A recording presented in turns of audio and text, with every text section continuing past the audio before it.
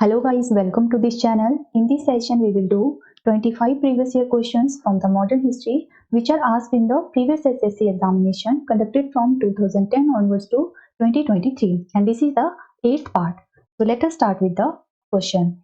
First question is, who among the following was the president of the Indian National Congress during the 1915 session जो हुआ था बॉम्बे में? तो A option is Satyendra Prasad Sinha, B option is Ambika चरण Majumdar, C option is Bhupendra Nath Bose, and D option is Madan Mohan Malviya. So the right answer is option A, that is Satyendra Prasad Sinha was the president of the INC during the 1915 Bombay session.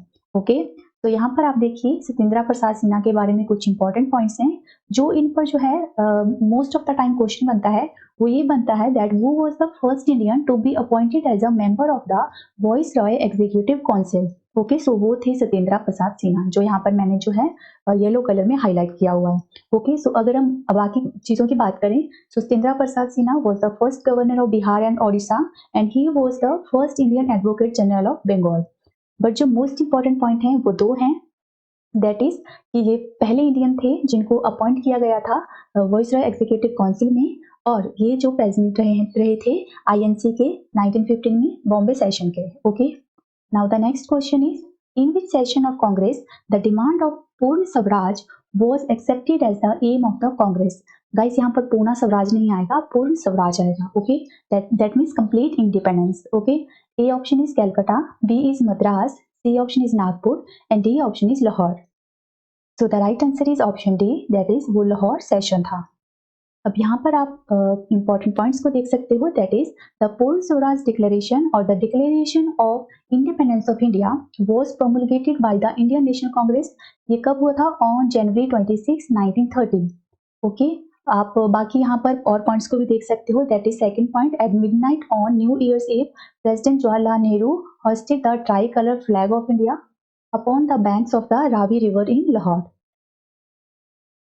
Now the next question is, which of the following pairs contributed significantly to integrate the princely states into the Indian Union? A option is Sardar Vallabhbhai Patel and Jawaharlal Nehru. B option is Sardar Patel and VP Menon. C option is Sardar Patel and Mahatma Gandhi. And D option is Sardar Patel and KM Munshi. So the right answer is option B, that is Sardar Patel and VP Menon. ये दो person थे जिन्होंने काफी ज्यादा efforts डाले थे कि जो प्रिंसली स्टेट्स थी उनको यूनाइट किया जा सके ब्रिटिश इंडिया के साथ।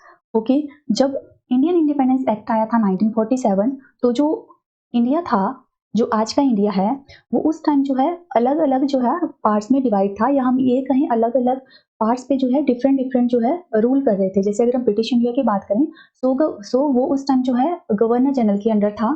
प्रिंसली स्टेट्स को जो है वहाँ के रूलर्स कंट्रोल कर रहे थे, और कुछ पार्ट्स जो है फ्रांस एंड पुर्तगाल के अंडर था। ओके, सो मतलब अलग अलग एरिया पर अलग अलग रूल कर रहे थे। तो जब इंडियन इंडिपेंडेंस एक्ट आया था, जिसके तहत क्या हुआ था, जो इंडिया था उस टाइम का, वो मतलब दो हिस्सों में डिवाइड होना था, that is Pakistan and India. तो मतलब उन्होंने काफी ज्यादा एफर्ट्स डाले थे सरदार वल्लभ भाई पटेल एंड वीपी मेनन ने कि जो मतलब जो प्रिंसली स्टेट्स थी वो इंडिया के साथ मतलब मर्ज हो जाए, उनके साथ जो है अपने जो है हिस्से हैं उसको जो है इंडिया के साथ जो है मिला लें। तो इसके लिए दो लोगों का नाम आता है जो आपको याद रखना है एग्जाम के लिए, वो है सरदार वल्लभ भाई पटेल एंड वीपी मेनन, और ये प्रोसेस चला था 1947 से 1949 तक। Next question is, Gandhi wanted to realise truth through. A option is ahimsa, that is non violence, B option is dharma, that is religion, C option is karma, that is service, and D option is dhyan, that is meditation. So the right answer is option A, that is ahimsa, that means non-violence. Next question is, in which city did the Jallianwala Bagh massacre take place? A option is Jalandhar, B is Patiala, C option is Bhatinda, and D is Amritsar.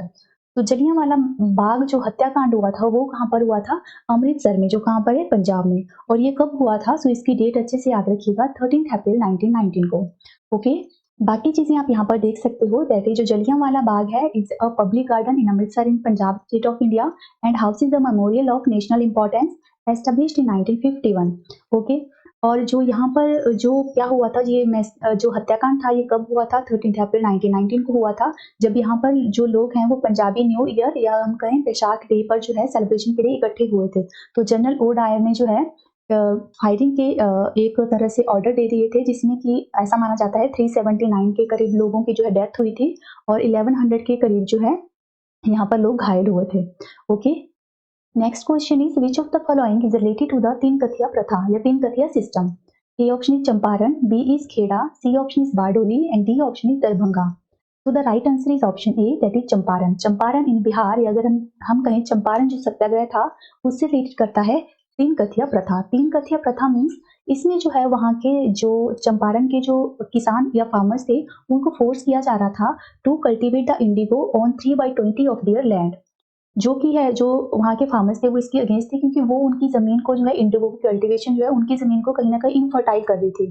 तो इसलिए जो है वहाँ के जो लोग थे वो इसके अगेंस्ट थे। और वहाँ के एक पर्सन का नाम आपने याद रखना है, राजकुमार शुक्ला, जो जाते हैं वहां से और वो गांधी जी को बोलते हैं कि आप वहां पर आइए चंपारण में और लोगों की मदद कीजिए। सो गांधी जी ने जो है वहां पर जो है ब्रिटिश के अगेंस्ट जो है या ईस्ट इंडिया के अगेंस्ट जो है चंपारण सत्याग्रह की शुरुआत की थी। और ये गांधी जी का फर्स्ट सत्याग्रह था इंडिया में, जो कब हुआ था 1917 को। ओके, एंड लास्ट लाइन आप देख सकते हो, that is the system was eventually abolished under the Champaran agrarian act.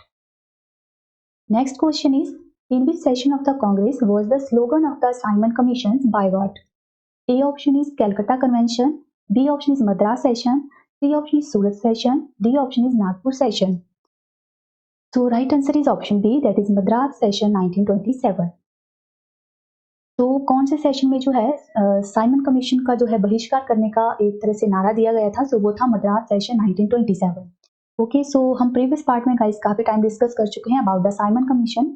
तो देखिए, साइमन कमीशन को स्टैट्यूटरी कमीशन भी कहा जाता है क्योंकि जो है इनका जो चेयरमैन थे, ये 7 मेंबर थे, इसमें सारे ही ब्रिटिशर्स थे।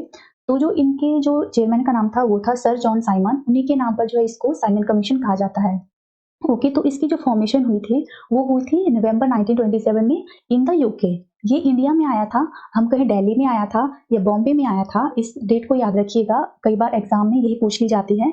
सो वो है February 3, 1928 को ये इंडिया, दिल्ली या बॉम्बे में आया था।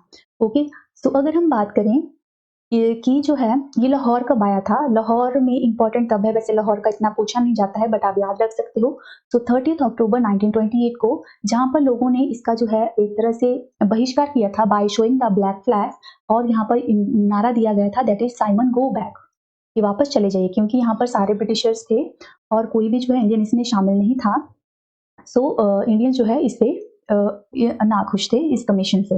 ओके, सो जो साइमन कमीशन था इसने अपनी रिपोर्ट को सबमिट कब किया था, सो ये भी आप याद रख सकते हो, that is the 27 May 1930।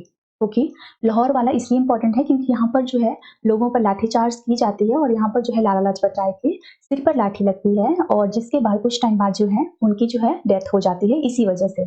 Okay, फिर इसी घटनाक्रम के साथ जो है आगे भगत सिंह वाला भी ऐड होता है, जो हम काफी टाइम डिस्कस कर चुके हैं। So the next question is, how long the non-cooperation movement was conducted? A option is April 1920 to February 1922. B option is September 1920 to April 1922. C option is June 1920 to December 1922. And D option is December 1920 to June 1922. तो जो non cooperation movement था इसका एक तरह से time period कब से कब तक था? So the right answer is option B, that is September 1920 to April 1922. ये 1920 से इसकी शुरुआत होती है और यहाँ ये एंड होता है 1922 को। ओके, तो यहाँ पर आप देखिए गाइस, जो नॉन कॉपरेशन मूवमेंट था, it was formally announced on 1 August 1920 and it was agreed to by the INC at Calcutta in September 1920 and launched in December 1920। तो अगर हम बात करें, तो ये 1920 में इसकी शुरुआत हुई थी और गांधी जी ने इसको जो है इस मूवमेंट को विथड्रॉ कर लिया था February 1922 में। क्यों किया था? Because of the Chaura Chauri incident, जो कब होता है 4 फरवरी 1922। आपको चौरा चौरी इंसिडेंट की कंप्लीट डेट याद रखनी है, कई बार इसको एग्जाम में पूछा जाता है। क्योंकि ये चौरा चौरी इंसिडेंट होता क्यों है? क्योंकि जो है जब कुछ लोग जो है, it is also a part of the non cooperation movement, कुछ लोग जो है meat price of the rice, meat की प्राइस में जो है राइस होता है जिसके अगेंस्ट वो प्रोटेस्ट कर रहे होते हैं। तो जो ब्रिटिशर्स के ऑफिसर्स या पुलिस कर्मी होते हैं, वो इन पर जो है एक तरह से जो है इनके कुछ लोगों को अरेस्ट कर लेते हैं और कुछ को जो है इनके द्वारा जो है पीटा जाता है, जिसकी वजह से वह जो है जो लोग होते हैं वो काफी ज्यादा भड़क जाते हैं और वो एक पुलिस स्टेशन में जाके जो है दरवाजे बंद करके वहाँ पर जो है आग लगा देते हैं, जिसमें ऐसा माना जाता है कि जो वहाँ पे पुलिस स्टेशन में जो भी वहाँ पे लोग थे, वो 22 लोग जो है 22 पुलिसमैन जो हैं वो मर जाते हैं, जिसकी वजह से जो है, क्योंकि आप सभी को पता होगा गांधी जी जो है वॉयलेंस के बिल्कुल अगेंस्ट थे। सो इसी इंसिडेंट की वजह से जो है वो ये नॉन कॉपरेशन मूवमेंट को 1922 में विथड्रॉ कर लेते हैं। ओके, तो आई होप कि आपको चीजें क्लियर हुई होगी। सो अब हम चलते हैं नेक्स्ट क्वेश्चन पे। Which of the following pairs is not correctly matched?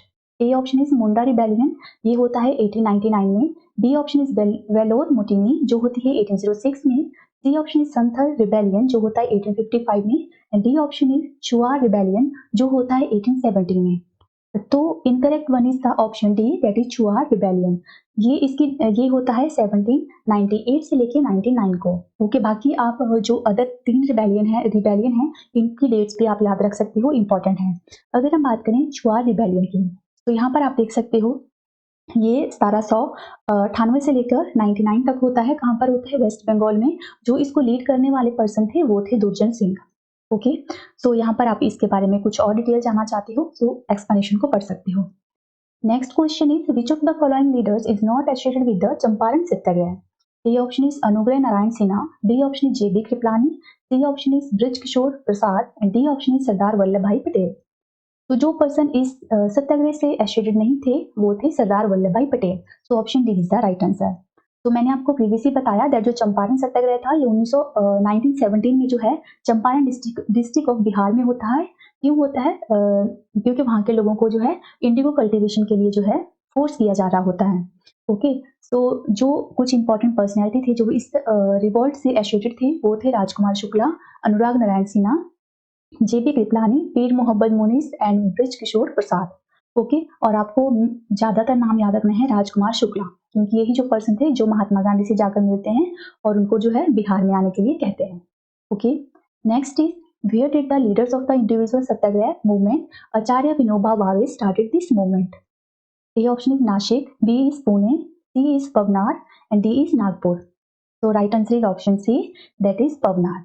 जो इंडिविजुअल सत्याग्रह था, देखिए इसकी शुरुआत होती है 1940 में। अगर कंप्लीट डेट की बात करें तो 17 अक्टूबर 1940 इसकी शुरुआत करते हैं Gandhi ji. Officially inaugurated the individual Satyagraha.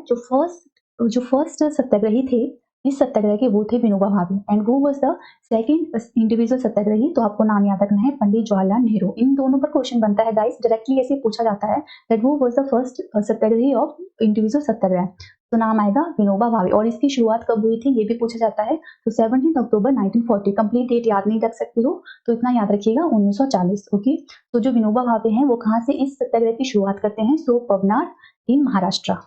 Okay, now the next is which of the following movements was headed by the Sitaram Raju?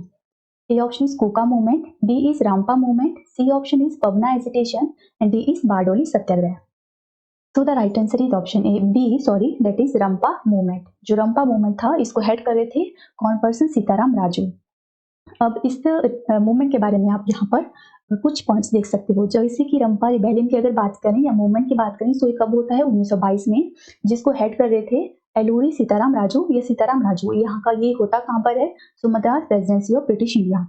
और इसको एंड कब होता है ये? सो मई 1924, जब ब्रिटिशर्स क्या करते हैं इसकी जो है हत्या कर देते हैं या इसको मार देते हैं, दैट इज एलूरी सीताराम राजू को।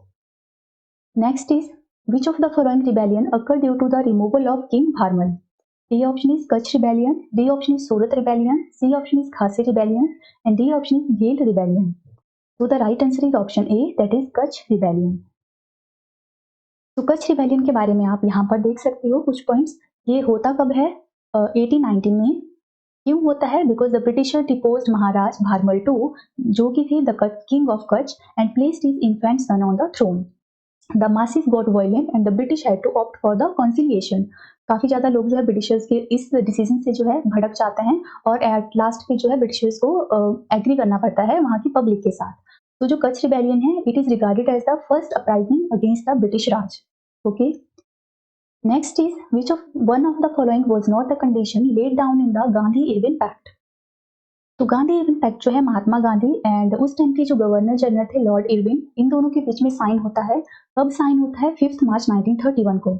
ओके, सो इसमें काफी ज्यादा जो है कुछ चीज़ें मेंशन की हुई थी जिनको साइन करने के बाद ही जो है जिनको जो है ब्रिटिशर जब मान जाते हैं तभी जो है गांधी जी जो है इस पैक्ट को साइन करते हैं। तो यहाँ पर ए ऑप्शन को देखिएगा, the Indian National Congress should stop the civil disobedience movement. B option is removal of salt tax allowing to produce trade and sale legally. C option is withdrawal of tax on khadi production. D option is participation in the round table conference by the Indian National Congress.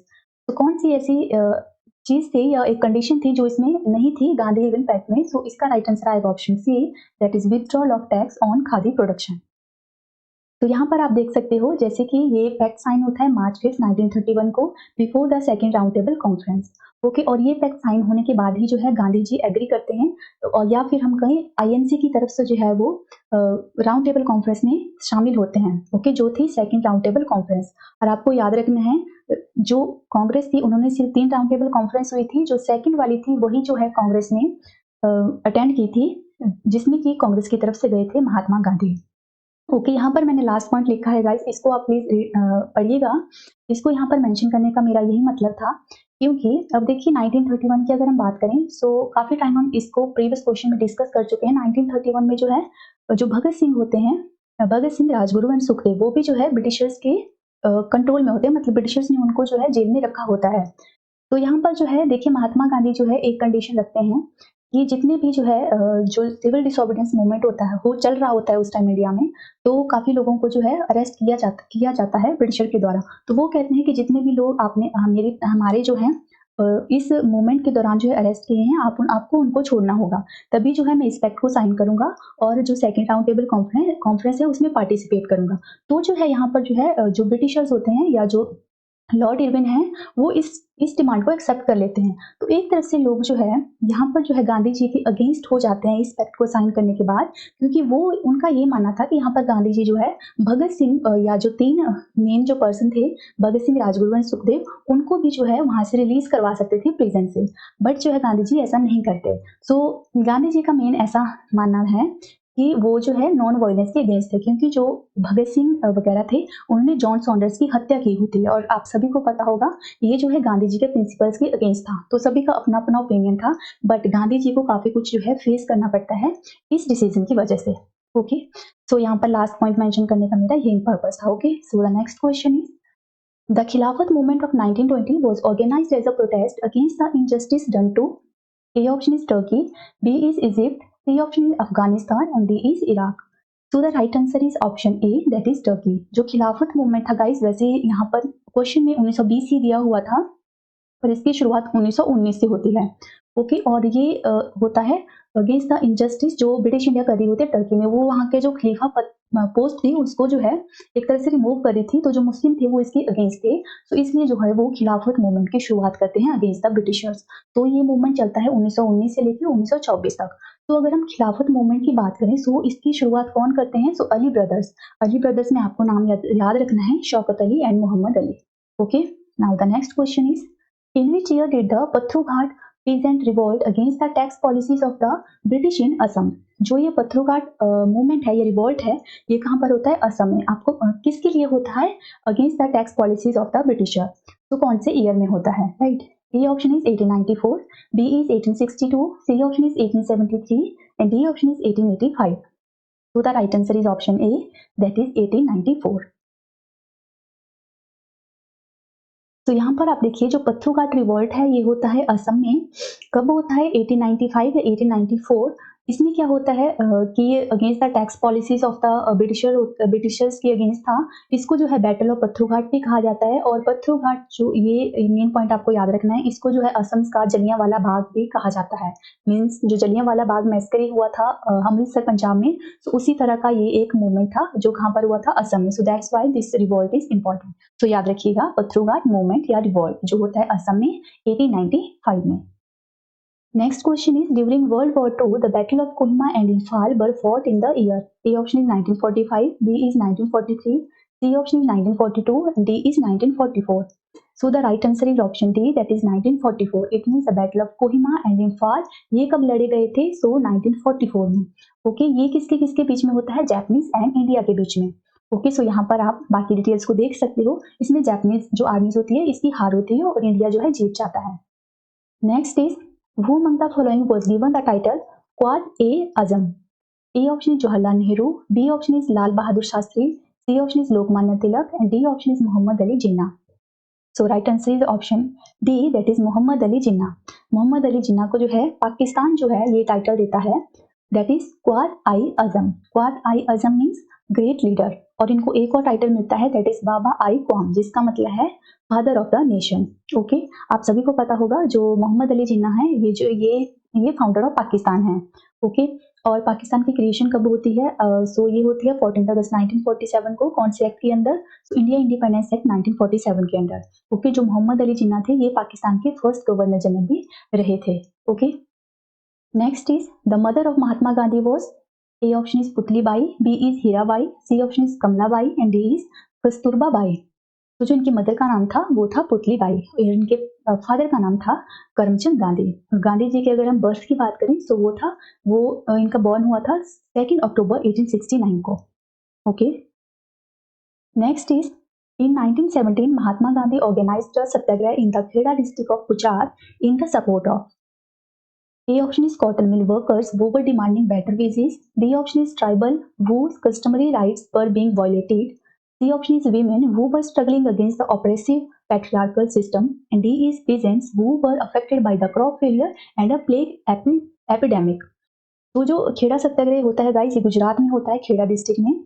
और ये गांधी जी का जो है third सत्याग्रह होता है. Okay, वैसे ये 1918 में होता है, but I don't know, question में इसी तरह था 1917, वैसे यहाँ पर 1918 आएगा. ओके, सो ये क्यों होता है? सो ये वहाँ के जो है पेजेंट्स होते हैं उनको सपोर्ट करने में होता है, क्योंकि वो अफेक्ट हुए होते हैं by the crop failure and plague epidemic, और जो है वो इस सिचुएशन में नहीं होते कि वो जो है ब्रिटिशर्स को जो है टैक्स पे कर सकें. तो यहाँ पर आप देख सकते हो उसके बारे में. सो ये गांधी जी का थर्ड सत्याग्रह था. जो इनके फर्स्ट सत्याग्रह था वो चंपारण सत्याग्रह था, जिसके बारे में हम डिस्कस कर चुके. और सेकंड सत्याग्रह था इनका Ahmedabad mill strike. Ahmedabad and Kheda Satyagraha ये दोनों ही होते हैं 1918 में. ओके, सो जो चंपारण था वो 1917 में होता है. Now the next question is who among the following British Prime Minister had announced the Communal Award in 1932 during the India's freedom movement? A option is James Ramsay MacDonald, B option is Herbert Henry Asquith, C option is David Lloyd George, and D option is Andrew Bonar Law. तो जो communal award था 1932 में आया था, सो ये किसने दिया था? सो ये दिया था, option A is the right answer, that is James Ramsay McDonald. इसी वजह से जो है जो कॉम्युनल अवार्ड 1932 है इसको और किस नाम से जाना जाता है? सो मैकडोनाल्ड अवार्ड के नाम से. ओके, ये कब आया था? 16 अगस्त 1932 को. पर जो गांधी जी थे वो इस अवार्ड के अगेंस्ट थे, क्योंकि ये एक तरह से जो है इंडिया के लोगों को डिवाइड करने का काम कर रहा था, राइट. और ब्रिटिशर्स का वैसे भी मेन पर्पस यही होता था, दैट डिवाइड एंड रूल. तो महात्मा गांधी और फिर भीमराव अंबेडकर के बीच में जो है एक पैक्ट साइन होता है अगेंस्ट दिस कॉम्युनल अवार्ड. वो होता है पूना पैक्ट. ओके, जो 1932 में साइन होता है 24 सितंबर 1932 को. और इस महात्मा गांधी की तरफ से इस पैक्ट को साइन करते हैं मदन मोहन मालवीय. ओके, वैसे ये गांधी जी एंड बी.आर. अम्बेडकर के बीच में साइन होता है, राइट. सो इसको भी याद रखिएगा. Now the next is in which city was the झंडा सत्याग्रह और the flag Satyagraha of 1932 held? A option is Bombay, B is Nagpur, C is Calcutta, and D is Ahmedabad. तो जो फ्लैग सत्याग्रह होता है ये 1932 में होता है, और कहाँ पर होता है? सो नागपुर में. ओके, सो याद रखिएगा, ऑप्शन बी आएगा राइट आंसर. बाकी चीजें आप यहाँ पर देख सकते हो. इसी जो है सत्याग्रह के या इसी मूवमेंट के दौरान जो है स्लोगन दिया जाता है, दैट इज नागपुर चलो.